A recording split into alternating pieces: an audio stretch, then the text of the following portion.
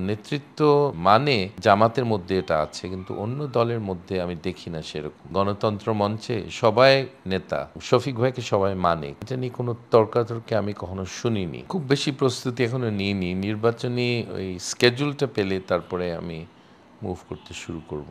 নির্বাচন করবেন এটা আপনার আগ থেকে শুনে আসছি। নির্বাচন করার ইচ্ছা আমার, হ্যাঁ। আচ্ছা, কিভাবে করবেন, কোন দলের সাথে থেকে করবেন নাকি স্বতন্ত্র সেটা করবেন? ঠিক করিনি, কোন জায়গায় করব সেটা ঠিক আছে। আমি নবীগঞ্জ বাহুবলেই করব নির্বাচন, আমার দাদার বাড়ি যেখানে, আর আমার দাদি বাড়ি হলো বাহুবল, সো দাদা দাদির বাড়ি ওখানে করার ইচ্ছা, দেখা যাক কি হয়। আচ্ছা, কোন দলে যোগ দিবেন বলে ভেবেছেন নাকি নিজের দল করবেন? সেটা এখনো ঠিক করিনি। নিজের দল করব না, হয়তো স্বতন্ত্র হিসাবে দাঁড়াতে পারি, সেটাও হতে পারে।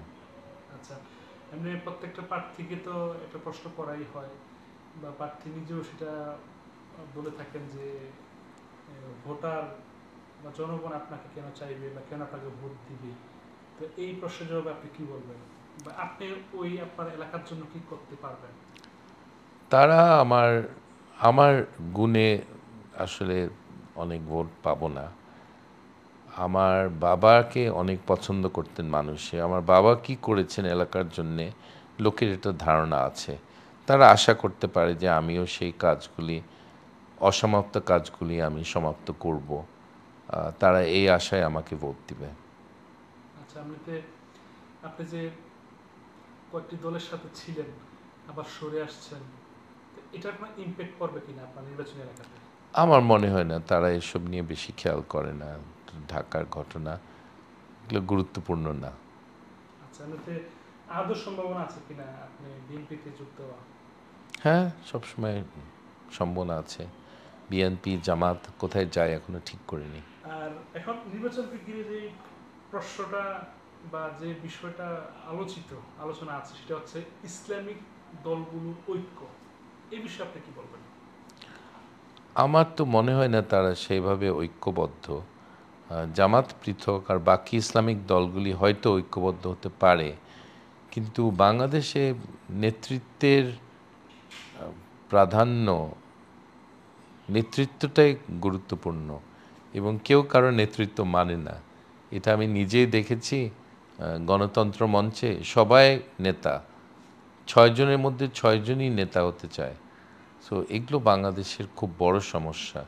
সো নেতৃত্ব মানে জামাতের মধ্যে এটা আছে, কিন্তু অন্য দলের মধ্যে আমি দেখি না সেরকম। আচ্ছা, তার মানে কি আগামী নির্বাচনকে ঘিরে মানে ইসলামিক ঐক্যটা আসলে ওরকম মানে ওরকম শক্তিশালী হবে না হয়তো। মানে এর কারণটা কি হতে পারে? মানুষের অ্যাম্বিশন, তাদের প্রত্যেকে তারা নেতা হতে চায়, কেউ কাউকে মানে না, মানে এটাই। ইসলামিক দলগুলোতে? ইসলামিক দলগুলিতে কেউ কাউকে মানে না। আমি তো চিনি তাদের, খুব ভালো লোক প্রত্যেকে। প্রত্যেকে মনে করে সেই যোগ্য, সেই সবচেয়ে অভিজ্ঞ, তারই হওয়া উচিত, তার দলটাই সবচেয়ে বড়। সো এভাবে হয় না। একটা নেতৃত্ব না মেনে কোনো একটা ঐক্য শক্তিশালী হতে পারে না। এমনিতে মানে সেই দিক থেকে ইসলামিক দল হিসেবে, রাজনৈতিক দল হিসেবে জামাত কতটা ভিন্ন? জামাত ভিন্ন, জামাতের একটা সেট নেতৃত্বের স্ট্রাকচার আছে, এবং শফিক ভাইকে সবাই মানে, কোনো এটা নিয়ে কোনো তর্কাতর্কি আমি কখনো শুনিনি, এটা আপনারা খেয়াল করবেন। সো জামাত ভিন্ন। আচ্ছা, যতটা মানুষ আশা করেছে যে ইসলামিক ঐক্য হবে, একটা মানে কিছু হবে সামনে, এটা আর তাহলে আপনি দেখছেন না? না, কিছু দেখছি না। কিন্তু যদি এমন প্রশ্ন হয় যে ইসলামিক ঐক্য করতে হবে বা ঐক্য হবে, মানে কিসের ভিত্তিতে হতে পারে বলে আপনি মনে করেন, বা কিভাবে হওয়া যায়? বাংলাদেশ হলো এখনো ব্যক্তিত্ব ভিত্তিক রাজনীতি। ওইরকম যদি কোনো ব্যক্তি তারা বেছে নেয় যে তার আন্ডারে তারা ঐক্যবদ্ধ হবে, হতেও পারে, কিন্তু সেরকম ব্যক্তিত্ব আমি এখন দেখি না। সো বাংলাদেশের রাজনীতি এখনও ব্যাকওয়ার্ড ওই দিক থেকে, ব্যক্তিত্ব ভিত্তিক।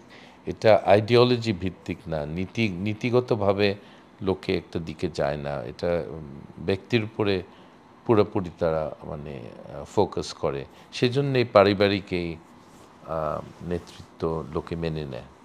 এটার কারণ আমি বলতে পারবো না। এটা ইতিহাসে এরকম সময় হয় যেখানে ১০ জন ক্যারিজম্যাটিক লোক একসঙ্গে থাকে, আরেকটা যুগ যায় যেখানে কেউ নাই, সবগুলি মানে ওইরকম নিম্নমানের লোকজন নেতৃত্ব পেয়ে যায়। এটা একটা সাইকেল আছে।